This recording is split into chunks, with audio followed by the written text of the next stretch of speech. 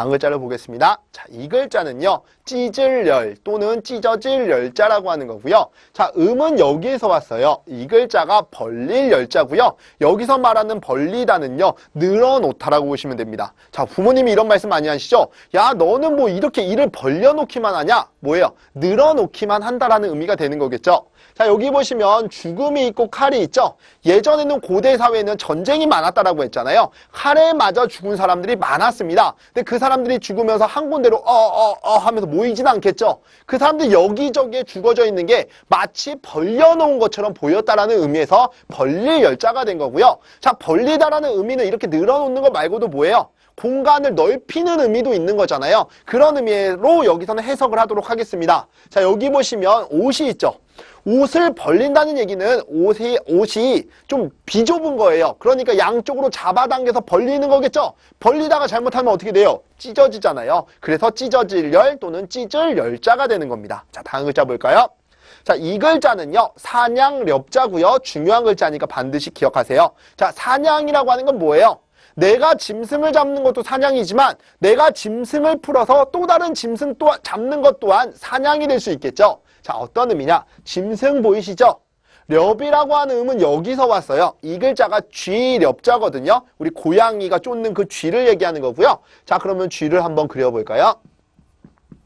자, 쥐렵자, 쥐의 모양에서 온 글자인데요. 요 부분이 이렇게 얼굴 부분이라고 생각을 하시고요. 여기가 몸통, 여기가 다리 부분이라고 연상을 하시면 되겠습니다. 그런 쥐의 모양에서 왔는데 쥐가 이러고 있는 거예요. 이빨 이렇게 하고. 자, 쥐의 모양인데 그 쥐를 누군가가 잡아야 되겠죠. 그래서 짐승, 고양이를 풀었던 거예요. 고양이가 짐승을 잡죠. 이것을 뭐라고 해요? 사냥한다라고 하는 겁니다. 그런 의미의 사냥렵자가 되는 거고요. 우리 사냥할 때 쓰는 총이 뭐예요? 엽총이 되는 거잖아요. 그때 쓰이는 글자 또는 여기에다가 기할 기자 쓰게 되면 무슨 글자 돼요? 엽기가 되는 겁니다. 자, 그럼 다음 글자 볼게요. 자, 이 글자는요, 종예라고 하고요. 우리 누군가에게 속해 있는 걸 뭐라고 해요? 예속되다. 군부대에서도 예하부대라고 하는 게 있죠. 그때 쓰이는 글자예요. 자, 어떤 의미냐면, 자, 보이실 자 보이세요? 그 다음에 선비사자가 있죠. 주인 되는 선비가 보이는 곳에서만 손에다가요. 자, 손 모양이죠. 손에다가 갈고리를 들고요. 찍고 베고 열심히 일하는 거예요. 주인에 해당하는 선비가 보이지 않으면 일 안 해요. 주인이 보이는 데서만 열심히 일하는 겁니다. 이런 노비근성을 갖고 있는 놈이 누구예요? 종이겠죠. 그런 의미의 종예자라고 보시면 되겠고요. 자, 중요 글자고, 자, 검정예를 준비하시는 분들은 사실 이 글자가 배정 글자에 속해 있지 않기 때문에 공부 안 하셔도 되지만 지능예를 준비하시는 분들은 중요 글자니까 반드시 기억하시기 바랍니다. 자, 다음 글자 볼게요. 자, 이 글자는요, 화로로자예요. 자, 화로가 뭐예요? 우리 예전에 음식을 데펴 먹기 위해서 방에다가 피웠던 불을 화로라고 하는 거죠. 그릇 안에 있는 불을 얘기하는 거고요. 로라는 음은 여기에서 왔어요. 이 글자는 밥그릇 로자라고 하는데요. 잘 보시면, 자, 여기 범호자가 있죠.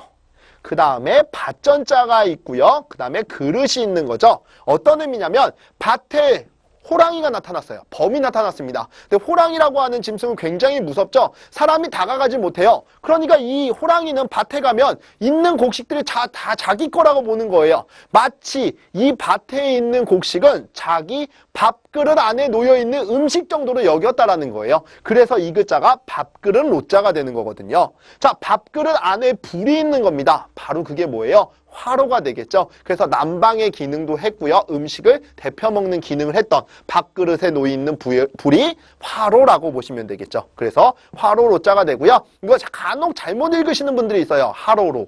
하로로는 하죠. 하로로가 아니고 화로로자라고 보시면 되겠고, 중요한 글자니까 반드시 기억해 주시기 바랍니다. 자, 다음 글자를 또 준비해 볼까요?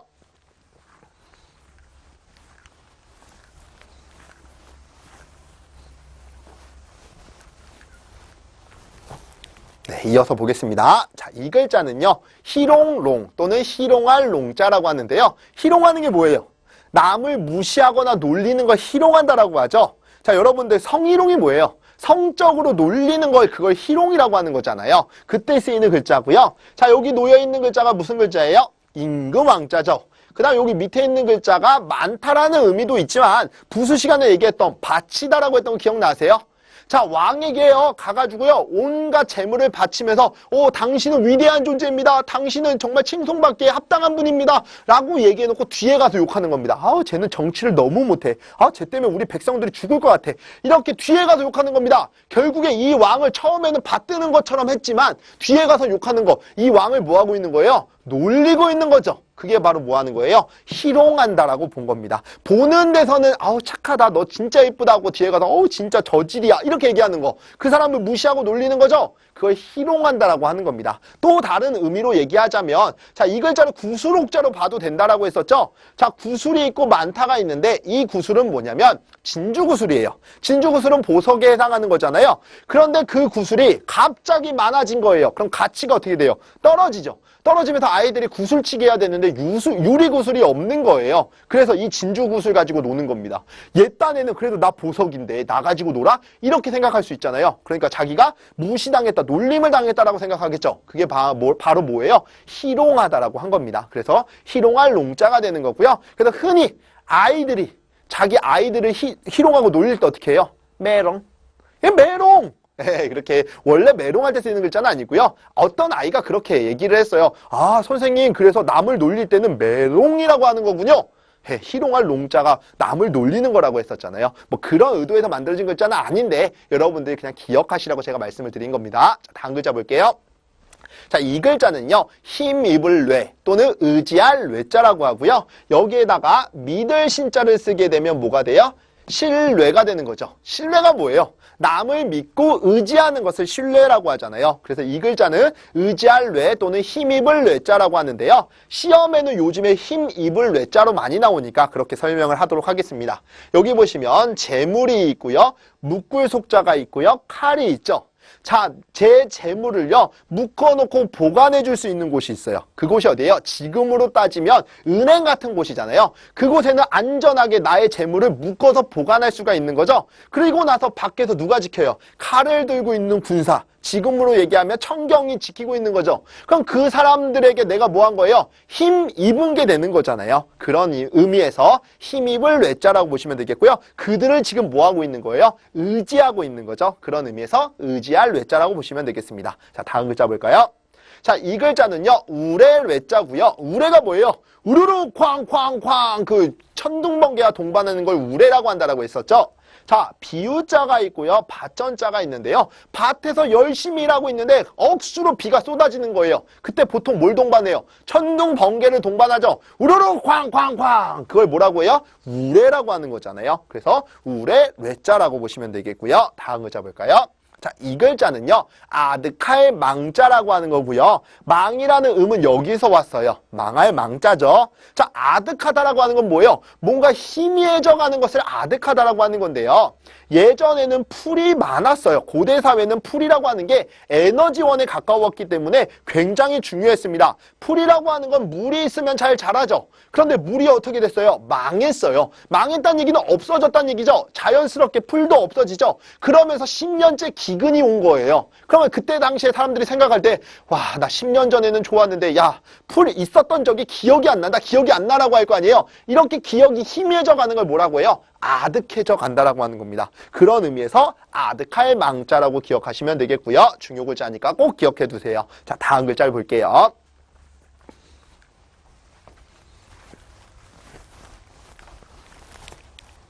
네, 이 글자는요, 낫, 매자고요. 자, 이 낮게 할 때 낫을 얘기하는 거고요. 매라고 하는 거는요, 종이를 셀 때 쓰이는 양사를 얘기하는 거죠. 자, 여기 보시면 이 글자는 칠복자에서 온 글자고 우리가 다루다라고 배웠습니다. 자, 나무에는요, 펄프라고 하는 게 나와요. 그 펄프를 잘 다루면 뭐가 만들어져요? 종이가 만들어지잖아요. 그 종이를 셀 때는 어떻게 세요? 낱개로 되는 거죠. 한 매, 두 매, 세 매. 그래서 난 매자가 되는 거예요. 종이를 셀 때 쓰이는 양사라고 보시면 되겠고요. 중요한 글자니까 반드시 기억하시기 바랍니다. 다시 한 번만 설명드리면 나무에서 나오는 펄프를 잘 다루어서 종이를 만들었고 종이를 셀 때는 어떻게 세요? 낱개로 한 매, 두 매, 세 매 이렇게 센다라고 기억하시면 되겠죠. 자, 다음을 볼게요. 자, 이 글자는요, 맥자예요. 자, 우리 맥을 짚는다라고 하죠. 맥이 다른 말로 뭐예요? 혈관을 얘기하는 겁니다. 그래서 혈관 맥자라고도 하는 거고요. 우리 피가 나오는 게 어디예요? 동맥, 피가 들어가는 게 정맥. 이걸 얘기하잖아요. 자, 어떤 의미냐? 이 글자 혹시 아까 했을 때 기억나시나요? 보내견자 했을 때 물갈래 파자라고 제가 이렇게 잠깐 썼던 게 있습니다. 거기에서 온 건데요. 자, 우리 몸에는요, 혈관이 한 개로만 나 있는 거 아니죠? 여러 갈래로 막 퍼져 있잖아요. 그 모양에서 온 글자예요. 우리 몸에 피가 전달되기 위해서 여러 갈래로 퍼져 있는 모양에서 온 건데요. 요 하나하나 혈관을 뭐라고 한다고요? 맥이라고 하는 겁니다. 그런 의미의 맥맥자고요. 자, 이 글자는 물갈래 파자라고 했는데 마저 설명을 드리면 물이요, 여러 갈래로 퍼져나가는 거예요. 이거를 물갈래라고 하잖아요. 그래서 물갈래 파자가 되고요. 아까 보내견자랑 합쳐지면 파견이 된다라고 보시면 되겠습니다. 이 글자는 우리 몸에서 피가 나가는 혈관이니까 맥이라고 보시면 되겠고요. 맥맥자입니다. 자, 다음 글자 볼게요.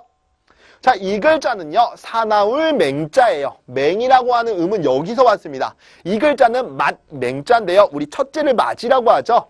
자, 그릇이 있고요. 아들 자자가 있잖아요. 이 아들은요, 나중에 나에게 밥그릇에다가 따뜻한 밥을 차려줄 수 있는 그런 아들이에요. 그 아들이 누구예요? 맏아들이라고 보는 거죠. 예전에는 부모를 누가 모셨어요? 맞이가 모셨잖아요. 그러니까 아들들 중에서도 나에게 밥그릇에다가 하얀 따뜻한 쌀밥을 차려줄 수 있는 아들이 바로 맞이라고 본 거예요. 그런 의미의 만맹자고요. 자, 짐승이 들어가니까 사나울 맹자가 됐습니다. 어떤 의미냐면 짐승들 중에서도요, 맞이에 해당하는, 첫째에 해당하는 짐승들은 굉장히 성질이 사납다라고 봤습니다. 왜 그럴까요? 자기 밑에 있는 동생들을 챙겨야 되죠. 그 다음에 자기의 부모도 지킬 수 있어야 되겠죠. 그러니까 가장 강하고 용맹해야 됐던 거예요. 그래서 성질이 사나웠다라고 보는 겁니다. 사나울 맹자고요. 만약에 여기에다가 독독자를 쓰게 되면 뭐가 될까요? 네, 맹독이 되는 겁니다. 그때 쓰이는 글자고요. 자, 다음 글자 볼까요? 자, 이 글자는요, 무릅쓸 모자예요. 무릅쓰다라는 게 뭐예요? 그러한 환경을 이겨내고 간다, 뭐 이렇게 보시면 되겠죠. 자, 여기 보시면 눈목자가 있고요. 이 글자는 쓰개 모자라고 해요. 쓰개라고 하는 거 쉽게 생각하면 우리 두건 같은 거 연상하시면 되는데요. 자, 그냥 쉽게 연상을 하겠습니다. 쓰개라고 하는 걸 우리 그냥 띠라고 볼게요. 자, 운동회 때 우리 청띠, 백띠 이런 거 매잖아요. 매고 열심히 우리 반 대표로서 달리기를 하는데요. 이 띠가 갑자기 내 눈 밑으로 내려오는 거예요. 그렇다고 내가 딱 멈추고 이거를 하고 동념에다가 우리 반 꼴등하죠? 애들한테 욕먹고 왕따 당하는 거예요. 그러니까 이 쓰개라고 하는 띠가요, 내 눈 밑으로 내려와도 어떻게 해요? 그거를 참고 가야 되겠죠? 무릅쓰고 간다라고 본 겁니다. 그런 의미의 무릅쓸 모자가 되는 거고요. 참고로 중국어를 하나 알려드리면 여기에다 느낄감자를 쓰게 되면 깐마오라고 합니다. 그게 뭐냐면 감기를 뜻해요. 그래서 깐마오라고 하는 건 감기다. 뭐 중국어로 할 때 이렇게 쓰는 거 참고로 하나 알려드렸습니다. 자, 이 글자 중요하니까 반드시 기억하시고요. 이 글자 또한 지능에서는 나오지만 검정에서는 안 나옵니다. 그래서 지능회를 준비하시는 분들은 외우시고요. 검정회를 외우시는 분들은 공부하시고 시험을 준비하시는 분들은 그냥 이 글자는 살짝 넘어가셔도 되겠습니다. 자, 다음 글자 볼게요.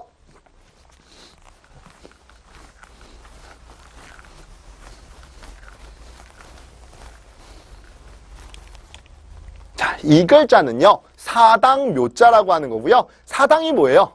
우리 옛날에 제사를 지내던 곳이 사당이죠. 위패가 모셔져 있는 곳을 얘기하는 겁니다. 자, 요 안에 있는 글자는요, 아침조자라고 하는 건데요. 자, 어떤 의미냐면 해가 많이 비추고요. 상대적으로 달이 지는 시간이에요. 그게 아침이죠. 만약에 여기에다 물수자가 들어가면 조수조자가 돼요. 우리 조수간만의 차라고 하죠. 밀물썰물을 얘기하는 건데요. 달의 힘에 의해서 밀려가고 밀려오는 물이 조수죠. 자, 아침에 밀려가고 밀려오는 물이라고 본 겁니다. 그게 조수라고 기억하시면 되겠고요. 자, 아침마다 조상을 섬기기 위해서 위패가 모셔져 있는 집으로 가겠죠. 그곳이 어디예요? 사당이라고 해서 사당묘자가 된 거고요. 다음 글자를 볼까요? 자, 이 글자는요, 안개무자라고 하는 거고요. 무라는 음은 여기에서 왔어요. 자, 이 글자는요, 힘쓸 무자라고 하는 거고요. 자, 여기 보시면 창모자가 있죠. 다루다가 있고 힘력자가 있죠. 창을 다루기 위해서는요, 힘이 필요하잖아요. 왜냐하면 창이라고 하는 건 칼보다가 무거워요. 왜? 나무가 들어가 있기 때문에. 그래서 창을 다루기 위해서는 힘이 필요하니까 그 힘을 기르기 위해서 더욱 뭐 해야 돼요? 힘써야 되죠. 그런 의미의 힘쓸 무자고요. 힘써서 비가 되고자 했던 것이 있습니다. 대기 중에 떠다니는 물방울 있죠. 걔네들이 비가 되고자 힘쓰는 거예요. 걔들이 누구예요? 안개잖아요. 그래서 안개무자가 되는 거고요. 다음 글자 볼까요? 자, 이 글자는요, 꿀밀자예요. 자, 여기 보시면 벌레가 있죠. 이 벌레를 벌이라고 보시면 돼요. 벌에 집에 갔죠. 집에 갔더니 반드시 있는 게 있어요. 그게 뭐예요? 꿀이라고 본 건데요. 이 반드시 필자는 어떤 의미냐? 자, 우리 마음 심자는 심장에서 온 거라고 했었죠. 심장을 칼로 베면 사람이 어떻게 죽어요? 반드시 죽죠. 그래서 반드시 필자고요. 벌이라고 하는 벌레 집에 가면 벌통이겠죠. 거기에 반드시 있는 게 뭐예요? 꿀이다라고 해서 꿀밀자고요. 자, 다음 글자 볼까요? 따라합니다. 빽빽할 밀. 네, 빽빽하다라는 의미인데요. 꽉 들어찼다는 얘기겠죠. 산에다가 집을 짓고 사는 사람들이 있어요. 그 사람들은 겨울철에요. 난방장치가 없죠. 보일러가 없잖아요. 그러니까 땔감을 가져와야 되는데요. 그 사람 집에 가면 반드시 있는 게 뭐예요? 땔감이죠. 근데 그 땔감이 어떻게 차 있어요? 빽빽하게 차 있다라는 의미에서 빽빽할 밀자가 됐다라고 보시면 되겠습니다. 왜냐하면 한겨울, 한 2달, 3달 동안 나기 위해서는요, 그 땔감이 많이 필요할 거 아니에요. 그래서 그 산에 사는 사람 집에 갔더니 반드시 땔감이 있어야 되는데 그 땔감의 정도가 빽빽하게 들어차 있었다라고 보시면 되겠네요.